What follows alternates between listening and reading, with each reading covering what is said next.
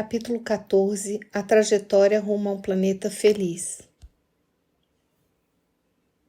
Um saudável organismo social não será vigorado por meio de uma monumental revolução, de forma a alterar repentinamente as antigas estruturas sociais.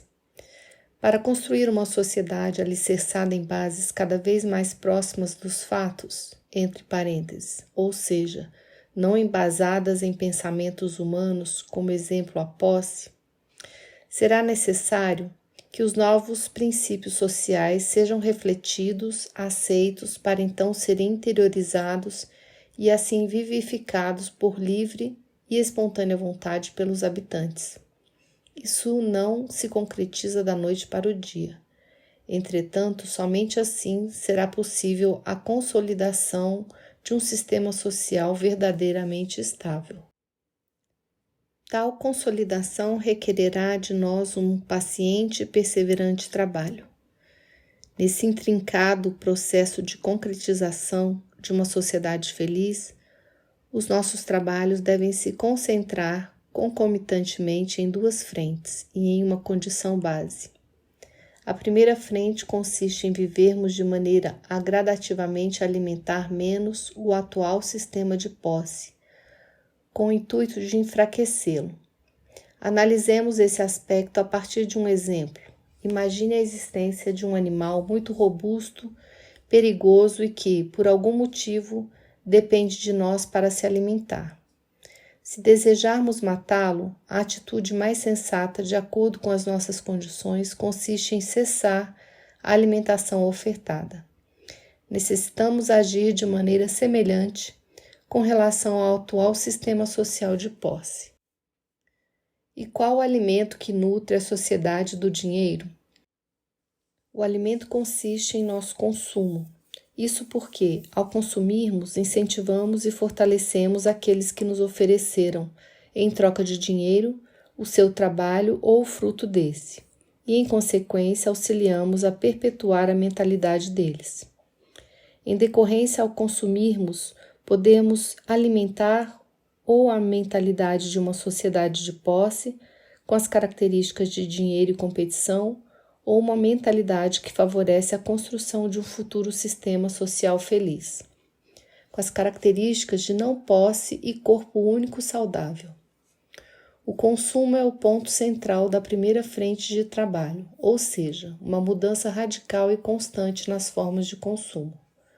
Procuremos consumir o mínimo possível, encabeçando uma alteração de prioridades, e, simultaneamente, procuremos consumir cada vez mais de grupos ou empresas sinceramente interessadas e comprometidas com algum dos processos de modificação do sistema social. A incessante mudança de hábitos com relação ao nosso consumo é imprescindível. Analisemos um exemplo. Se alterarmos os nossos hábitos de maneira a consumir alimentos que sejam orgânicos e produzidos por cooperativas, investiremos menos em indústrias de pesticidas, de produtos químicos e também fortaleceremos as dinâmicas colaborativas. Tais atitudes encorajarão outras empresas a se aventurarem por essa corrente, de modo a fomentar e ampliar uma mentalidade de respeito social, de responsabilidade ambiental, de cultura da colaboração e assim por diante. Desse modo, ao consumirmos um produto, somos coniventes com os ideais do grupo que o produziu. Reflitamos sobre a segunda frente. Essa consiste em promover ações, atitudes esparsas ou projetos, que possibilitem uma paulatina reformulação das estruturas sociais de um sistema de posse por outras mais condizentes com o sistema social em corpo único. De maneira empolgante, têm surgido incontáveis projetos nos mais variados campos da sociedade, entre parênteses, educação, políticas públicas, saúde, meio ambiente, planejamento urbano e rural, entre outros, promovidos por diversas mobilizações coletivas.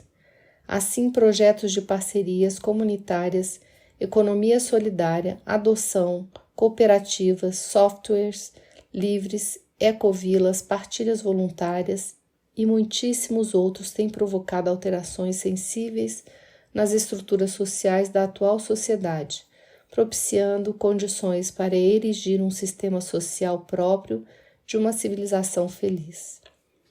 Essas duas frentes de trabalho devem ser vivificadas simultaneamente, pois não adianta somente demolir o sistema antigo, mas sim substituí-lo por uma organização social saudável.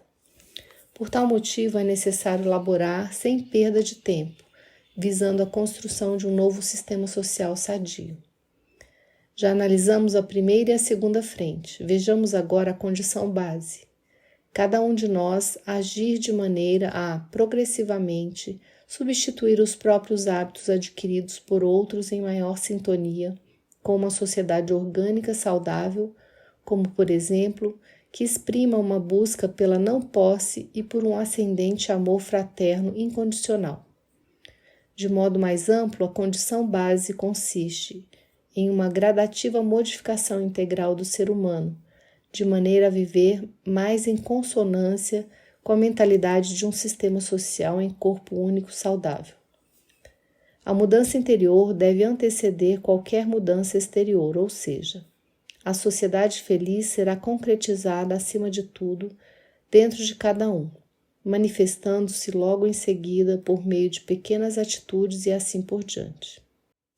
Desse modo, se aspiramos pela construção de uma nova organização social, cujas implicações acarretarão mudanças radicais em todas as estruturas sociais presentes, nada melhor do que concomitantemente enfraquecer o sistema social antigo, entre parênteses, primeira frente.